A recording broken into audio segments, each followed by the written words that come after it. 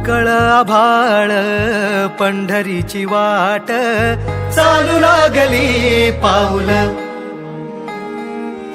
नाम गोड ओठी माऊली माऊली अंतरी भेटीची चाहुल मोकळ आभाळ पंढरीची वाट चालू लागली पाऊल नाम गोड ओठी माऊली माऊली अंतरी भेटीची चाहुल निघाली पाऊले दर्शनी ध्यास लागला पंढरी हो असं या उरात दाटली